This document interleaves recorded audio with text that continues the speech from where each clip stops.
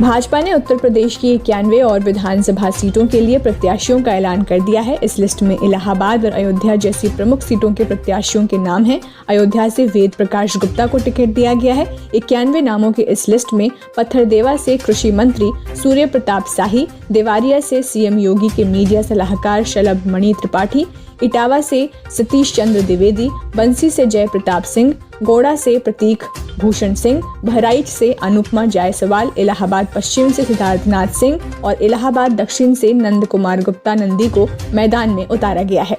इसके साथ ही आज उत्तराखंड विधानसभा चुनाव के लिए बीजेपी उम्मीदवारों की तीसरी सूची भी आई है। कांग्रेस से बीजेपी में शामिल हुए उत्तराखंड कांग्रेस के पूर्व अध्यक्ष किशोर उपाध्याय को टिहरी से टिकट दिया गया है। इस लिस्ट में एक और नाम शामिल है। पार्टी ने डोईवाला विधानसभा सीट से बृजभूषण गैरोला को उम्मीदवार घोषित किया है।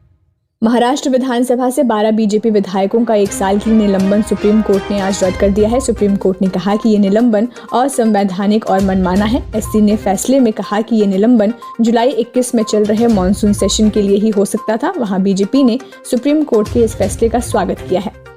सरकारी नौकरियों में एससी और एसटी के प्रमोशन में आरक्षण पर सुप्रीम कोर्ट ने आज फैसला सुनाते हुए कहा कि पिछले फैसलों में तय किए गए आरक्षण के पैमाने हल्के नहीं होंगे। केंद्र और राज्य अपनी अपनी सेवाओं में एससी एसटी के लिए आरक्षण के रेशियो में समुचित प्रतिनिधित्व को लेकर एक टाइम पीरियड पर रिव्यू जरूर करें।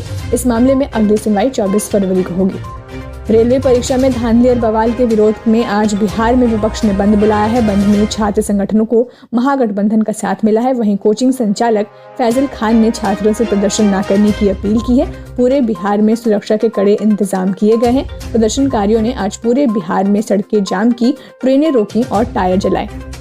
दिल्ली के मुख्यमंत्री और आप के राष्ट्रीय संयोजक अरविंद केजरीवाल आज पंजाब के दौरे पर है। पंजाब के फिल्लौर में केजरीवाल और आप के सीएम कैंडिडेट भगवंत मान ने जनता को संबोधित किया। केजरीवाल ने कहा कि हमने पूरे पंजाब में चुन चुनकर ईमानदार लोगों को टिकट दिया है ताकि पंजाब में ईमानदार सरकार बने।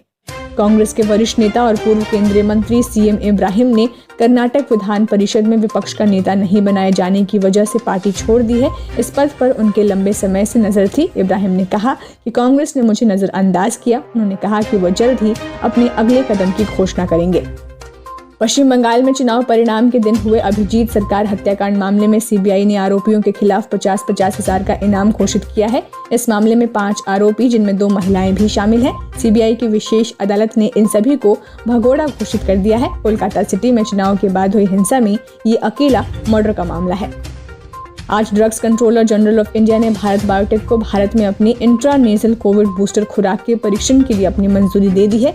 ये ट्रायल 900 सब्जेक्ट्स पर किया जाएगा। भारत बायोटेक भारत में तीसरी खुराक के तीसरे चरण की ट्रायल के लिए आवेदन जमा करने वाली दूसरी कंपनी है। ऐसा कहा जा रहा है कि इंट्रानेजल टीके नए कोविड-19 वेरिएंट जैसे ओमिक्रॉन के ट्रांसमिशन को रोकने की क्षमता रखते हैं। भारत में कोरोना वायरस के नए मामले अभी भी 2.5 लाख के ऊपर है। हालांकि कल की तुलना में नए केसों में कुछ कमी जरूर देखी गई है। आज जारी आंकड़ों के मुताबिक देश भर में पिछले 24 घंटों के दौरान 2,51,200 नए कोविड-19 केस दर्ज किए गए हैं। ये कल सामने आए नए मामलों के मुकाबले 12% कम है। कल कोरोना के 2,86,374 मामले रिपोर्ट हुए थे। आज पंजाब के गुरदासपुर इलाके में हेरोइन और हथियारों की खेप बॉर्डर पर छोड़ने आए पाकिस्तानी तस्करों की बीएसएफ के साथ मुठभेड़ हुई है। मुठभेड़ में एक बीएसएफ जवान घायल हुआ है। वहीं पाकिस्तानी तस्कर हथियार और हेरोइन की खेप छोड़कर फरार हो गए। मुठभेड़ के बाद बीएसएफ इलाके में सर्च अभियान चला रही है।